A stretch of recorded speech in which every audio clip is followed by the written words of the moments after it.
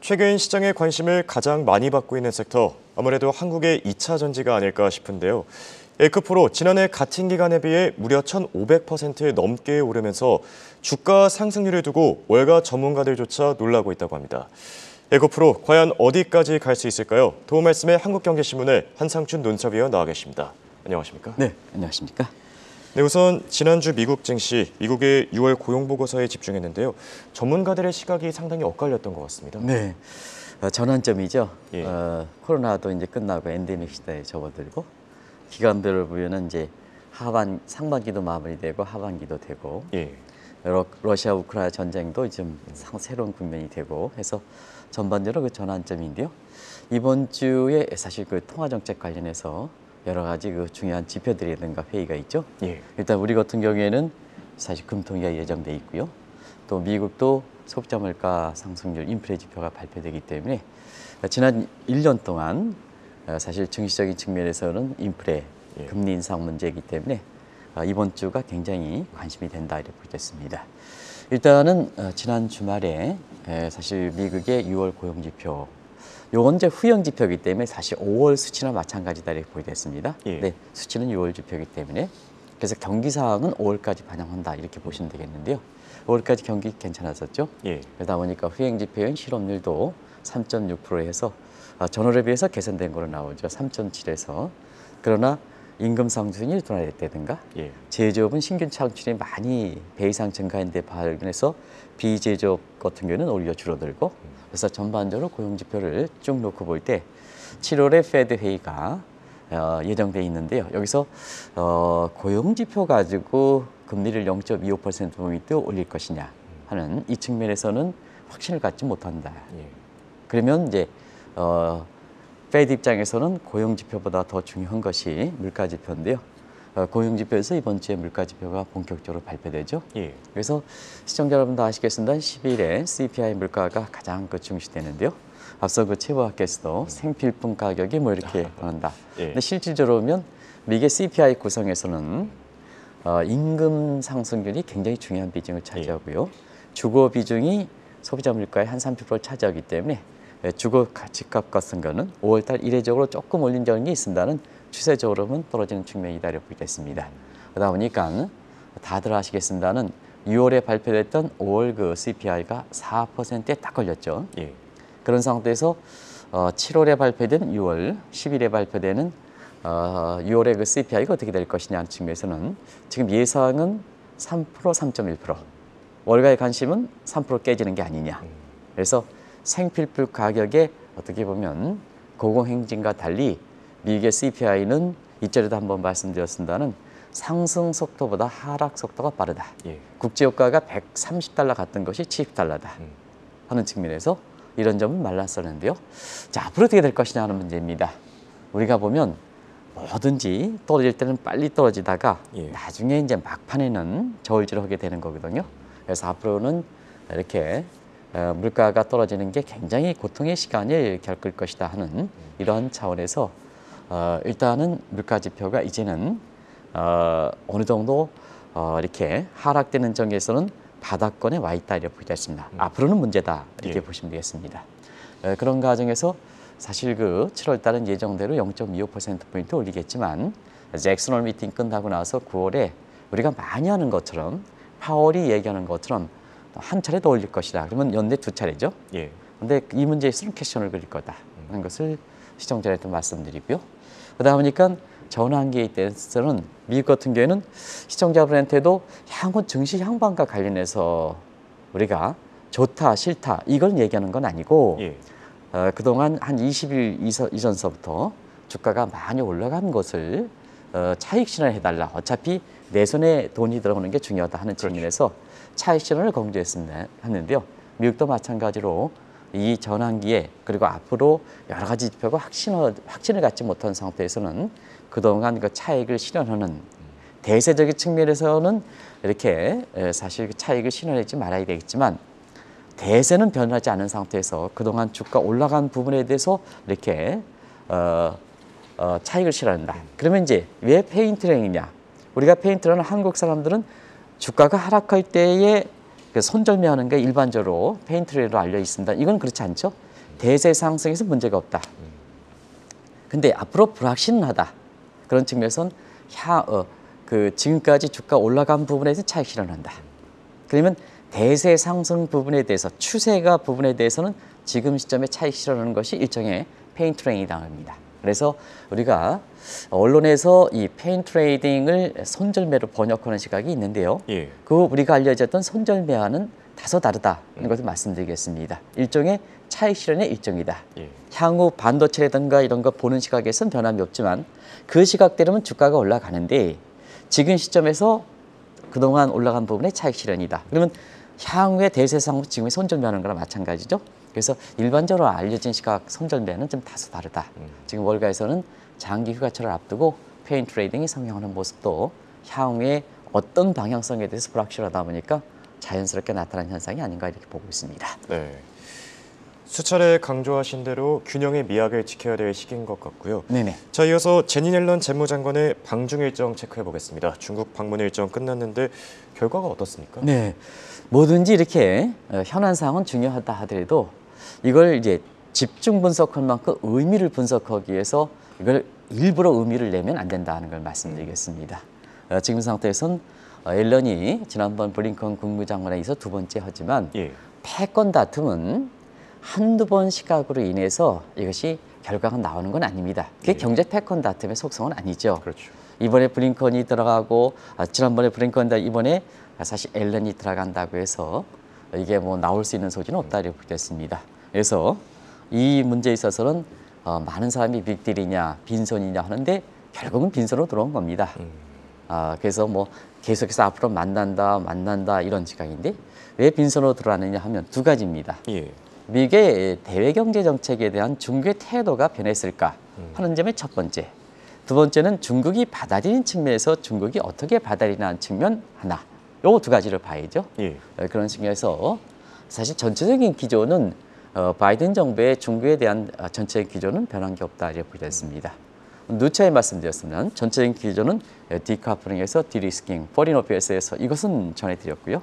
근데 가장 지금 문제가 경제 패권 다툼에서 결과적으로면 경제와 안보가 결부시켜주고 경제 패권 다툼의 첨단 기술 전쟁이지 않습니까? 그렇죠. 이 첨단 기술의 문제가 지금 미국과 중국의 가장 핵심적인 문제인데요. 앨런 이렇게 재무장관 입장에서는 이 문제는 사실 그 디커플링이 갈 수밖에 없다 하는 문제를 분명히 얘기했지 않습니까? 예. 그러다 보니까 중국 입장에서는 사실 당신이 들어와라. 미국 들어와라. 그러나 우리 태도는 변한 게 없다 하는 얘기죠. 그런 과정에서 사실은 빈손으로 왔다 하는 평가 이런 것이 결과적으로 보면 맞지 않느냐 이렇게 보고 있습니다. 그리고 앞으로 사실 이번에 기후 변화 관련해서 저도 깜짝 놀랐습니다. 예. 올해가 굉장히 12만 년 만에 최고로 덥다. 저는 뭐 아직까지 그렇게 더위를 느끼지 않습니다. 하는 12만 년 만에 가장 적다 이렇게 하지만 결국 기후 변화 관련돼서는 중국도 그렇고 그다음에 미국도 공통적 현안이니까 이제는 존 케리가 바이든 대통령의 대통령 특보가 이제 들어가죠. 예. 그래서 전체적으로 블링컨 국무장관 경제 문제에서는 컨트롤 타임 제니 앨런 그다음에 지금의 공통적인 문제는 기후 변화 관련해서 이렇게 미국이 들어가는데요. 이런 것이 11월 달 바이든과 시진핑의 정상회담을 갖기 위한 중국에 명분을 주는 시각이지 않느냐 생각합니다. 예. 왜 그러냐면 지금 바이든 대통령과 시진핑에 비해서는 시진핑이 열의 입장이거든요. 그런 측면에서는 자 우리가 남녀 간에 연애할 때도 위에 있는 사람이 다가가야지. 자 이렇게 떠나가는 여인한테 마지막으로 달겨들면 결과가 좋지 않다 이렇게 보겠습니다. 그래서 명분 쌓기가 지속되는 상태에서 11월 달 바이든과 시진핑 간의 정상회담 이 국면으로 이렇게 분위기를 성숙해 나가는 것이 아닌가. 그 의미는 있다 하는 것을 말씀드리겠습니다. 예, 알겠습니다. 그럼 이제 본격적인 주제로 들어가서요. 우리 시장에서 최근 주가 상승률이 1년 사이에 1,500% 넘게 폭등한 종목이 있습니다. 네. 어딘가요? 저는 뭐 종목을 얘기하는 사람은 아닙니다만 예. 전체적으로는 한국 증시라든가 또 시청자 여러분의 관심사라든가 이런 것 문의사항이 있으면 그걸 해외 시각과 우리 내부적인 문제를 해서 그런 궁금증을 풀어드린다 이렇게 됐습니다. 이번 주에 가장 관심 있는 게 아무래도 에코프로 주가가 100만 원 이상 상승할 것이냐 하는 이 문제가 관심이 되겠죠. 그런 측면에서 월가의 그 동향도 이렇게 보기 위해서 제가 에코프로 주가가 얼마큼 올라가느냐 하는 것을 봤습니다. 일단은 한국 증시가 1년 전에 비관론이 많이 나왔습니다는 사실 비교적 견조한 흐름을 보였다 하는 것을 좀 말씀을 드리겠는데요. 예. 그 중에서도 작년 9월에 줄기차게 증시 변경이 나왔죠. 작년 4분기 안 돼, 올해 상반기 안 돼, 또 이제 하반기 들어가니까 본격적인 조정을 앞두고 있다. 이런 표현이 되죠. 그래서 이러한 그 증시 붕괴론자들이 계속해서 거론된 점을 감안해 볼 때 예. 지난 1년간 한국 증시는 그 지수름 자체는 상당히 견조하지만 증시 붕괴론 대비해서는 상당히 선방했다. 이렇게 평가를 내릴 수 있는 것이 아닌가 생각합니다. 예. 그중에 코스피보다 코스닥이 굉장히 선방했죠. 이것도 굉장히 이례적인데요. 코스닥 같은 경우에는 아시겠습니다만 신산업군이 많이 편성돼 있기 때문에 그렇다 이렇게 보시면 되겠습니다.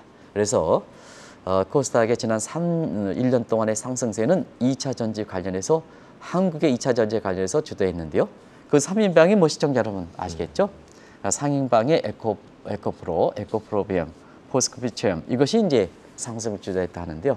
그 중에 이 3인방 중에 대장주가 에코프로죠. 예. 작년 이맘때 어디를 기준냐에 따라서 분명한 1,400 이상 올라갔는데요. 사실 그 지난 주말 기점으로 해서는 한 1,530%가 올라갔더라고요. 그래서 저도 깜짝 놀랐습니다. 예. 저도 뭐 방송하는 입장에서는 또 솔직히 에코프로에 대해서 1년 전에 몰랐습니다. 그리고 알았다 하더라도 방송에 책임을 져서 안 삽니다. 그렇죠. 안 삽니다. 근데 개인적으로 욕심은 있었습니다.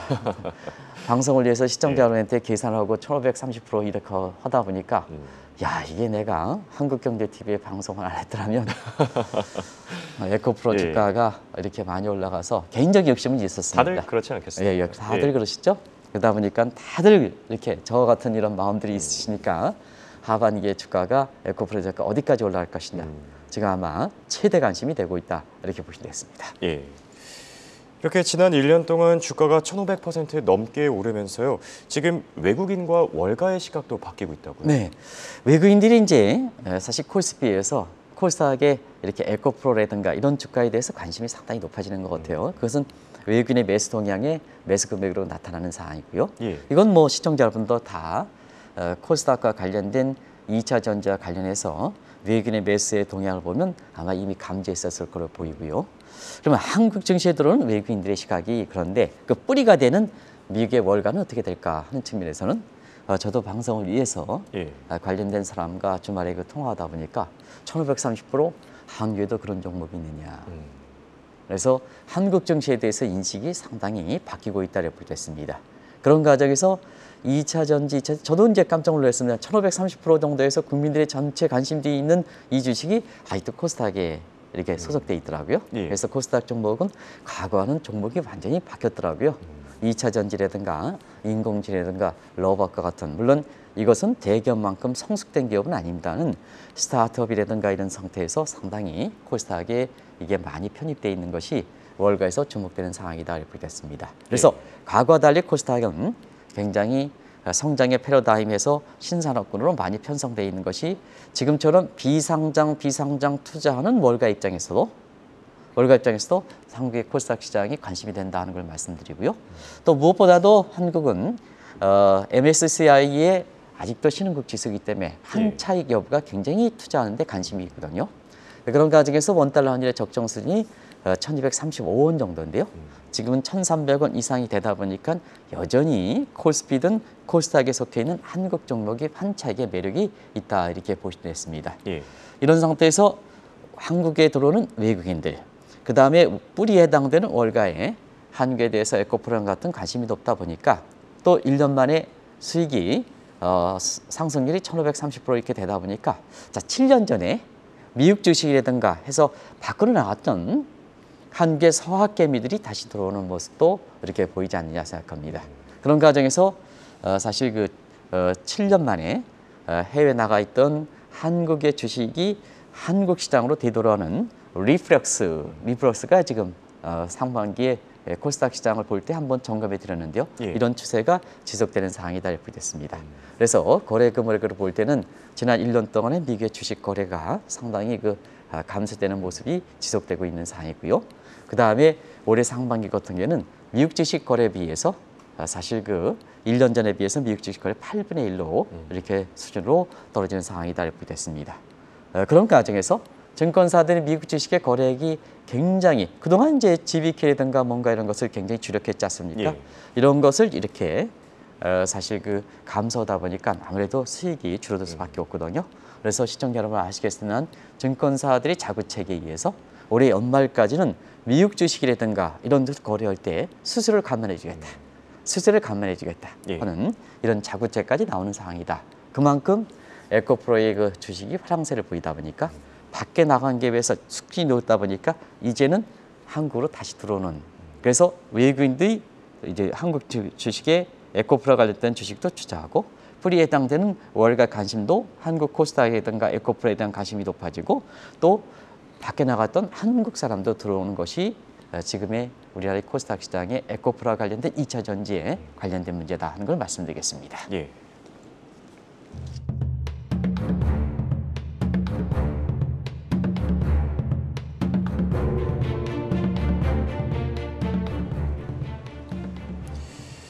이렇게 에코프로를 비롯한 2차 전지주들이 일제히 오르면서 국내 증권사들의 지난 1년 동안 명암도 확실히 갈리지 않았습니까? 명언도 걸렸죠. 사실 이 한국의 2차 전지는 어떤 보느냐. 예. 애널리스트와 시장에서 이 시각이 완전히 바뀌었고요. 그게 이제 증권사의 신뢰와 결부돼 있죠. 예. 그다음에 어떤 2차 전지를 담느냐 안 담느냐에 따라서 상반기 증권사의 실적들이 완전히 엇갈렸다 이렇게 됐습니다. 예. 그런 걸 잠시 자막을 통해서 말씀을 드리겠습니다. 저도 한번 일전에 아싸와 인싸 논쟁, 그래서 아싸는 아웃사이더, 인싸는 인사이더인데요.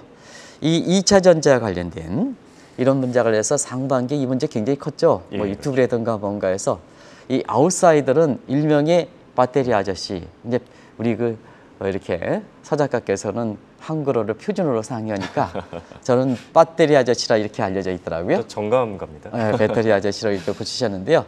이런 사람이 이제 시장에서 있었던 사람들이고요. 그다음 인사이더는 이코노미스트 증권사죠. 펀드 매니저 애널리스트 이렇게 해서 상반기에 아마 이거보다 더 높은 지위에 있는 사람들도 증권사에 소속돼서 이 논쟁에 이렇게 화두가 됐었는데요.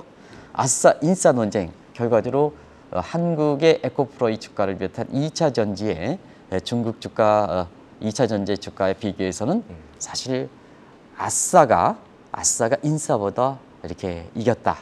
그래서 진정한 힘의 인싸는 배터리 아저씨다. 이런 평가가 나온다 이렇게 됐습니다. 예. 아마 상반기에 모든 유튜브에서 또 신문지상에서 아마 이 배터리 아저씨와 관련된 이런 얘기는 나왔죠. 결과적으로 주가의 모습으로 볼 때에는 이분의 시각이 맞다 이렇게 보시면 되겠습니다. 나중에 이제 향방과 관련돼서는 또 한번 아마 예. 논쟁이 있을 거로 이렇게 보이고요. 그런 과정에서 사실 증권사에 일부 증권사에 뭐 애취하는 사람들 이런 사람이 이렇게 풍력이라든가 태양광이라든가 이런 걸 집중적으로 과거 본인들이 이게 정책 자문위원회를 했다 해서 이런 부분을 주력하는 상태에서 사실 우리나라의 2차 전지와 관련된 이런 문제에 대해서는 주의기차게 아마 비관적으로 봤던 시각에 대해서 아마 그것이 누군지 다들 아실 겁니다. 예. 이런 과정에서 아마 굉장히 곤혹을 당했다 이렇게 보겠습니다. 그리고 2차 전지 ETF 관련된 추천하는 시간이 있었고요. 그다음에 한국 2차 전지와 관련된 상품을 내놓는 시각에서 어떤 걸 주력했느냐에 따라서 상반기 증권사의 모습이 완전히 바뀌었다 이렇게 보겠습니다. 그런 과정에서 자 대형 증권사들이 예. 지난주에는 한국의 2차 전지를 담는 이런 그 상품을 출시해서 굉장히 수익이 아직 들어오는 유입 금액이 굉장히 빠르다 그래요. 예. 그리고 사실 그 중개 2차 전지와 관련해서 주력했던 아주 우리나라의 그 대형 증권사도 결국은 2차 전지, 한국 2차 전지를 이렇게 대상으로 하는 ETF 상품을 이번 주에 출시하거든요. 결과적으로 뭐냐? 그동안 이 중국의 2차 전지와 관련된 이런 전망이 틀렸다. 예. 결국은 증권사에서 입장에서는 이렇게 실적 개선을 위해서는 한국 2차 전지에서도 뒤늦게나마 이렇게 금융상품을 만드는 것은 증권사의 모습이다. 리스크 관리가 다 맞는 건 아니거든요. 그래서 그런 거 솔직히 인정하고 앞으로 뭐냐 한국 2차 전지 괜찮다 하면 상품을 만들어내죠. 예. 증권사 입장에서는. 그런 과정에서는 이번 주에 새로운 대형 증권사가 한국 2차 전지와 관련된 이런 문제도 그것이 잘 됐다 안 됐다 봐라 내가 상반기에 맞았다 틀렸다 이런 걸 논할 건 아니다 하는 것을 말씀드리겠습니다. 어쨌든 대형 증권사들도 이제 뒤늦게나마 한표로서 미국 주식의 수수료를 면제시키고 그다음에 2차 전지와 관련된 이런 상품들도 내놓고 있다 이렇게 됐습니다. 예. 이제 투자자들이 가장 궁금해하는 부분으로 넘어가 보겠습니다. 네네. 최근 에코프로 주가 전망과 관련해 논쟁이 굉장히 심한데요. 2년 전에 테슬라 주가 전망과 관련해서 상당히 비슷한 상황이 좀 있었던 것 같습니다. 네, 에코프로 주가가 한때 90만 원이 넘었다가 여러 가지 시각이 엇갈리면서 한 50만 원대 되다가 예. 이번에 다시 지난 주말에 한 98만 원까지 올라간 데는 테슬라의 예. 신규 판매량이 굉장히 급증하는 상황에서 거기에 혜택을 받지 않느냐 하는 측면에서 에코프로를 비롯한 우리나라 2차 전지의 혜택 이어가 주가를 끌어올지 않습니까? 그렇죠. 그런 과정에서 지금 에코프로 주가는 테슬라와 연관시키는 시각이 있는데요. 그러면 2년 전에 이와 비슷한 상황이 어느 정도 시사점을 던져주지 않겠나 생각합니다. 예. 그럼 2년 전에 테슬라의 목표가 문제를 놓고 의견이 엇갈렸던 시각을 아마 지금 시점에 에코프로 주가가 거의 유사하지 않느냐 생각합니다. 그래서 그걸 끌고 들어왔습니다. 당시 테슬라 주가가 액면 불활전입니다. 예. 600달러입니다. 근데 그 이전에 테슬라의 수익 상승률이 상승률 800%가 넘었습니다. 에코프로는 1500%니까 예. 800%입니다. 그래서 그때 당시에 골드만삭스는 테슬라의 목표가를 780달러로 잡았습니다. JP 모건은 뭐 PER이든가 뭔가 동원해서 너무 고평가다. 테슬라의 목표가를 90달러로 동일한 시점에 했었습니다. 그런데 예. 지금 시점에서 어떤 거냐 하는 측면에서는 지금 시점에서는 테슬라 주가가 지난주에 액면 분할 후에 270달러 정도 이렇게 되니까 결과적으로 거기에 곱하기 3 정도는 하면 액면 분할 주가는 820달러예요. 예. 그래서 골드만삭스가 결과적으로 그동안 뭐 1,300달러 갔다가 그다음에 330달러 액면 분할 전에 예. 330달러를 갔다가 그 우여곡절이 있지만 지금 수치로 보면 골드만삭스의 전망이 거의 정확했다 이렇게 됐습니다. 그렇죠. 반면에 그 JP 모건은 예. 특히 다이먼 회장은 아마 방송에서 가장 많이 거론되는 사람은 비트코인이 someday sometimes 제로가 된다 함께 이 당시에 2년 전에 테슬라 목표가를 이렇게 굉장히 낮게 잡아서 수모를 겪는 상황이다 이렇게 됐습니다. 자 그러면 이게 왜 그러냐? 지금 에코프로 주가 전망과 관련해서 골드만삭스로 가느냐 아니면 JP 모건으로 가느냐 이 두 각이 굉장히 맞아떨어지는 거죠. 예. 그거 좀 한번 지금부터 보겠습니다. 말씀해 주신 대로 지금 테슬라의 목표가가 당대에는 정말 극명하게 갈렸었는데요. 에코프로와도 참 던져주는 시사점이 많은 것 같습니다. 네, 결국 그때 당시에 또 지금의 에코프로 주가 관련해서 목표가의 문제와 관련해서 어떤 잣대를 중시하느냐 시각입니다.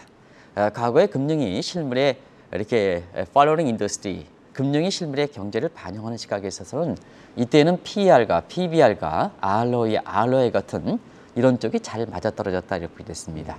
근데 금융위기에는 금융이 월등히 커졌지 않습니까? 예. 이런 측면에서는 금융이 실물의 리딩 인더스트리를 바뀐 상황이거든요. 이런 과정에서는 오히려 PPR이라든가 PSR이라든가 PDR 같은 특히 PDR 같은 미래 잠재 가치를 이렇게 존중하는 시각이 상당히 더 맞는다 이렇게 됐습니다.